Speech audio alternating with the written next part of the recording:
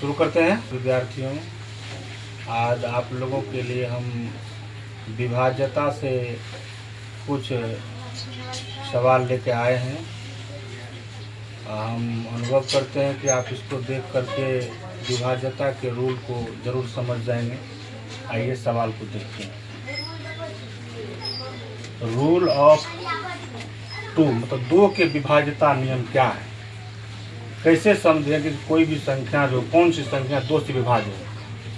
इसको जानने के लिए इसका कुछ नियम होता है। तो नियम देखिए क्या कहता है, यदि किसी भी संख्या के अंत में सम डिजिट हो। सम डिजिट का मतलब क्या हो, सम संख्या हो।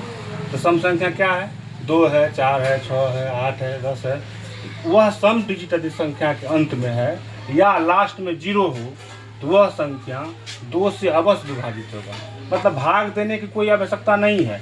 आप संख्या को देख करके ही कह दीजिएगा कि ये 2 से विभाजित है कि 3 से विभाजित है। यहाँ पर देखिए लास्ट में क्या है, 0 है। तो क्या कहता है, यदि लास्ट में 0 हो तो 2 से विभाजित होगा। तो क्लियर है, ये भी 2 से विभाजित होगा। यहाँ भी देखिए सम डिजिट है तो ये भी 2 से विभाजित है।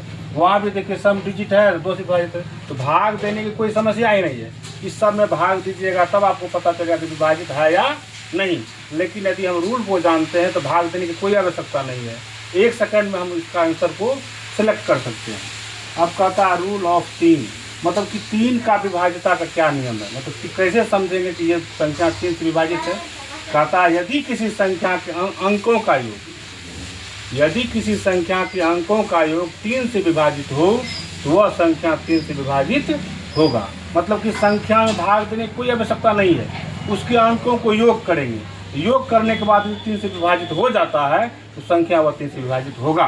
जैसे देखिए अंकों का योग कर रहे हैं तो 1 और 7 है तो 8, 8 6 14, 14 7 तो 14 7 हो गया कितना, 21, 21 6 कितना 27। तो 27 में 3 से भाग देंगे कर देगा 9 होगा। इसका मतलब ये संख्या 3 से विभाजित है। 7 6 13, 13 6 19, 19 2 21।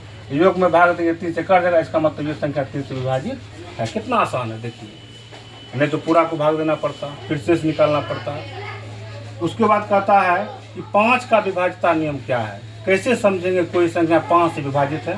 तो कहता है यदि किसी संख्या के अंत में 0 या 5 हो, केवल ये देखने के लास्ट में 0 और 5 है तो वह संख्या 5 से विभाजित होगा। तो देख लीजिए यहाँ पर लास्ट में क्या है, 5 है। इसमें कुछ देखना नहीं है, 5 से विभाजित है। इसमें देखिए 0 है तो 5 से विभाजित है। इसमें भी देखिए लास्ट में 0 है तो 5 से विभाजित है। इसमें भी देखिए लास्ट में 0 है तो 5 है तो 5 से विभाजित है।